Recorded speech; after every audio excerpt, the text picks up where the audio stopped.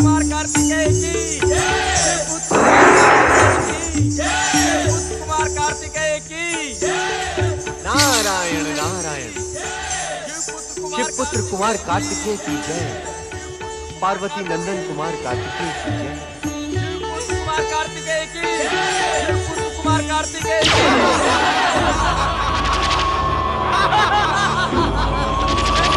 असुरराज तारकासुर की जय, तीनों लोगों के स्वामी तारकासुर की जय, स्वयंभू सम्राट असुरराज तारकासुर की जय।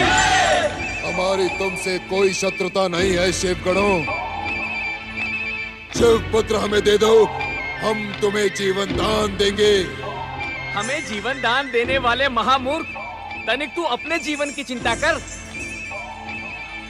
इस पालकी में ब्रह्मा जी के वरदान के अनुसार तेरा काल शिवपुत्र कुमार कार्तिकेय तुझे दिखता नहीं? क्यों समय से पूर्व अपनी मृत्यु को आमंत्रित कर रहा है तारकासुर? जा, लौट जा। ऐसे निरस्थान पर मैं ठहरने का भी इच्छुक नहीं। शिवपुत्र हमें दे दे, हम यहाँ से चले जाएंगे। असंभव।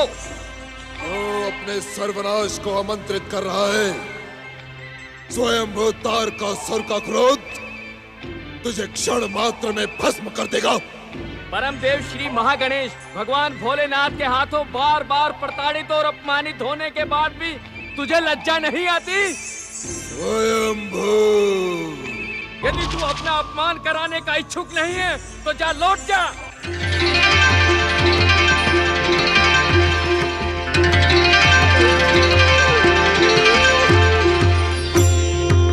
जय श्री महागणेश। देखते क्या हो असुरवीरों, इन मूढ़ बुद्धि शिवगणों से शिवपुत्र को छीन लो।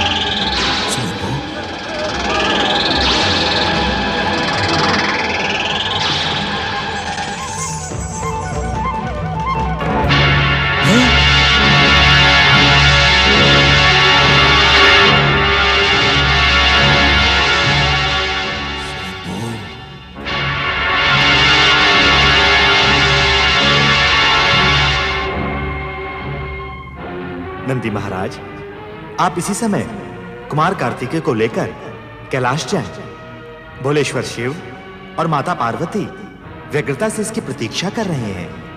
जो आज्ञा परम देव श्री महागणेश तथा कुमार कार्तिकेय की जय। परम देव श्री महागणेश तथा कुमार कार्तिकेय की जय। परम देव श्री महागणेश कुमार कार्तिकेय की जय।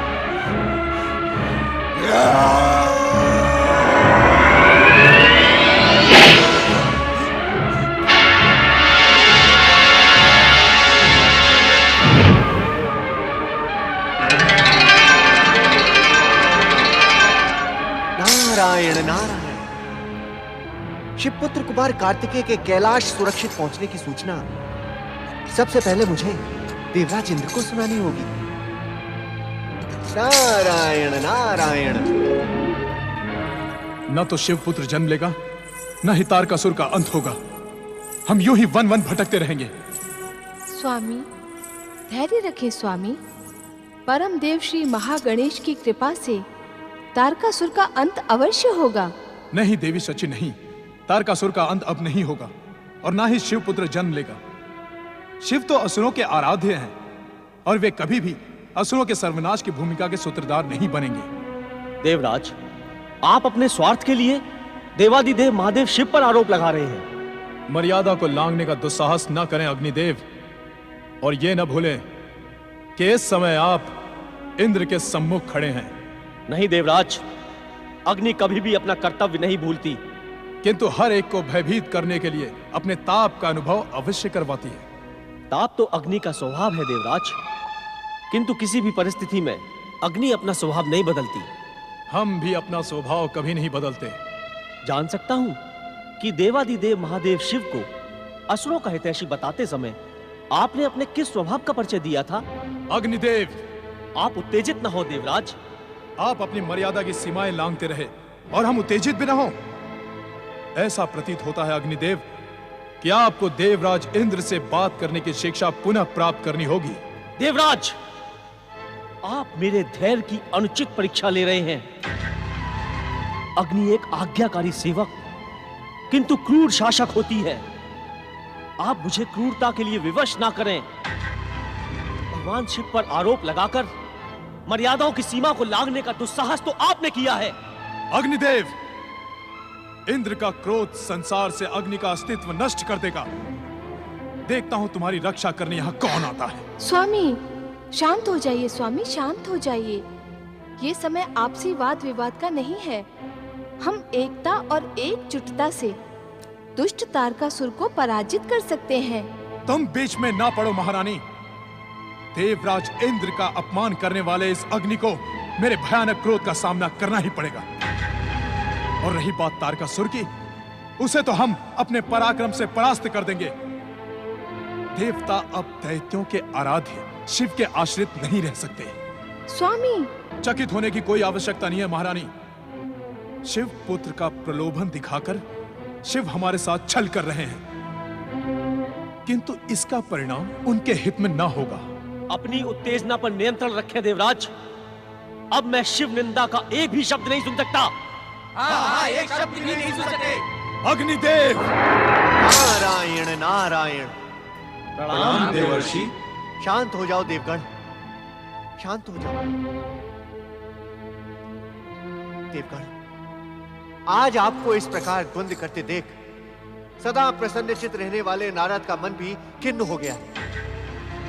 तनिक लज्जा का अनुभव करें देवराज। आप अपने अहंकार के वशीभूत होकर देवादिदेव महादेव पर आरोप लगा रहे हैं। आरोप नहीं लगा रहा हूं, सत्य कह रहा हूं। नारायण नारायण। देवराज, यदि आप इतने ही सत्यवचनी होते तो आज तारकासुर के कारण आपको यह भयानक दुर्दशा के दिन नहीं देखने पड़ते। देवर्षि। देवराज, आपने अपने माता पिता से कुछ तो शिक्षा संस्कार प्राप्त किए होते। आपने देवादिदेव महादेव पर आरोप लगाकर कैलाश पर जाने का अधिकार खो दिया है। नारायण नारायण। देवताओं के संकट के अंत की मैं जो शुभ सूचना लेकर यहाँ आया था, ऐसा प्रतीत होता है कि उससे भी देवताओं का कुछ भला नहीं होगा। संकट की इस घड़ी में हमें आपका ही आश्रय है देवर्षि। देवर्षि, आपकी उपस्थिति सदा कल्याण और मंगल की प्रतीक मानी जाती है। कृपया बताएं, देवताओं के संकटों के अंत का आप क्या संकेत कर रहे थे? देवर्षि, देवराज इंद्र की उत्तेजना को अन्यथा ना ले। वास्तव में तारकासुर के भयानक अत्याचारों ने हम सबको भ्रमित कर दिया है। हमें क्षमा करें देवर्षि, हमें क्षमा करें। स्वर्ग संकट के अंत का उपाय बताएं। देवर्षि, जब तक आप हमें और देवराज को क्षमा नहीं करेंगे, हम आपके चरण इसी प्रकार पकड़े रहेंगे। नारायण नारायण। देवराज, हमारे क्षमा करने के पश्चात भी आप कैलाश लोक में प्रवेश नहीं कर सकेंगे। भगवान शिव का अपमान करने के कारण अब आप किसी भी दिव्य लोक में प्रवेश नहीं कर सकेंगे। स्वामी, अपनी उत्तेजना की क्षमा याचना करें।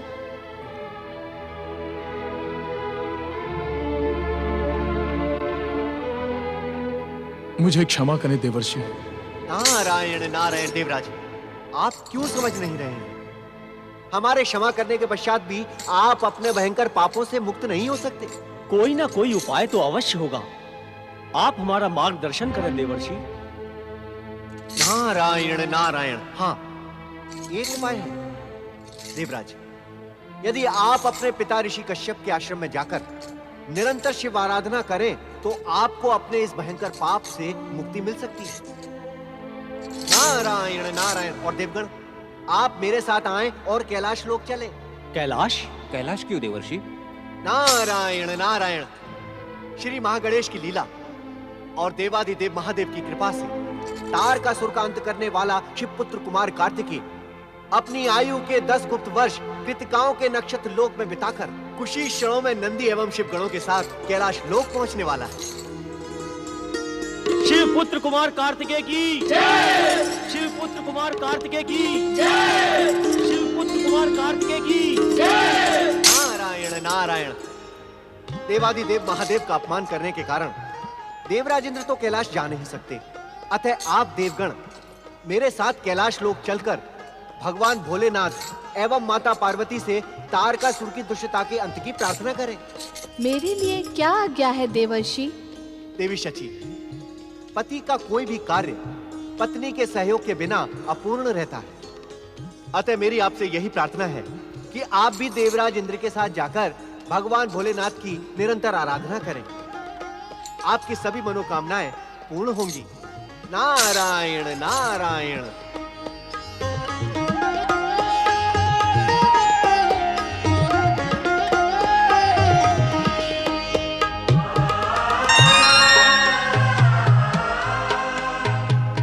स्वामी, जो कुछ भी हुआ उस पर शोक न करें, अपितु पश्चाताप भाव से शीघ्र ही पिताश्री के आश्रम में चलकर भोलेनाथ को प्रसन्न करें। वो भोलेनाथ हैं, हमारे अपराधों को अवश्य शीघ्र ही क्षमा कर देंगे। आप सत्य कह रही हैं महारानी। चलें, अब विलंब करना अनुचित होगा। ओम नमः शिवाय। पुत्र, प्रश्न जय या पराजय का नहीं है, प्रश्न नैतिकता का है। यदि तुम देवता और देवराज होकर नैतिकता का आचरण नहीं करोगे तो तुम में और असुरों में अंतर ही क्या रह जाएगा? क्षमा पिताश्री, अपनी उत्तेजना का मुझे घोर पश्चाताप है। क्षमा मुझसे नहीं, भोलेनाथ से मांगो। तुमने उनके प्रति घोर अपराध किया है पुत्र। अवश्य पिताश्री। पुत्र, कश्यप आश्रम के इस क्षेत्र में तुम्हारी विमाता दिति कभी नहीं आती। तुम निरंतर यहीं पर शिव आराधना करके महादेव शिव शंकर को प्रसन्न करो। वे आशुतोष हैं, तुम्हारे अपराधों को क्षमा कर देंगे। पुत्र, अपना मन शिव भक्ति में पूर्णतया समर्पित कर दो। महेश्वर की कृपा से तुम्हारे समस्त कष्टों का अंत हो जाएगा। अवश्य पिताश्री। पुत्र वधु शची। आज्ञा माताश्री। इंद्र में धैर्य की कमी है, किंतु तुम एक क्षण के लिए भी इसे भ्रमित ना होने देना। जो आज्ञा माताश्री। अब तुम दोनों देवाधिदेव महादेव का स्मरण करते हुए शिव आराधना का प्रारंभ करो। आओ।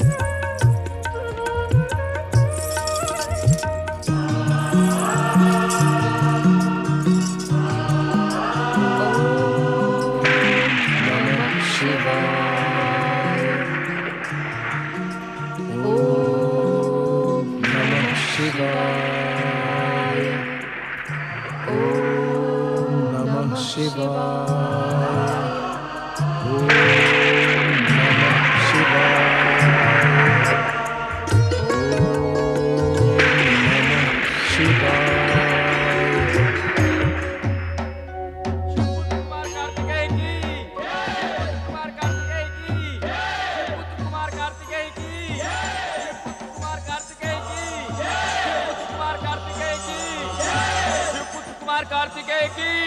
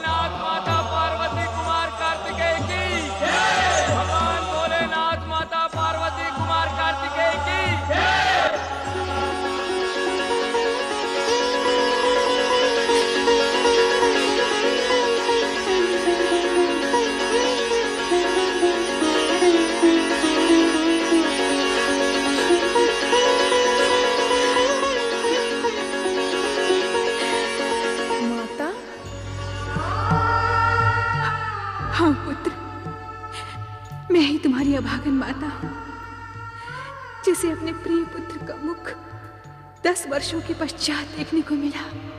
संभवतः नियंता ने मेरे विषय में ऐसी ही नियति निश्चित की है। इस कारण आप स्वयं को दोषी न ठहराए माता।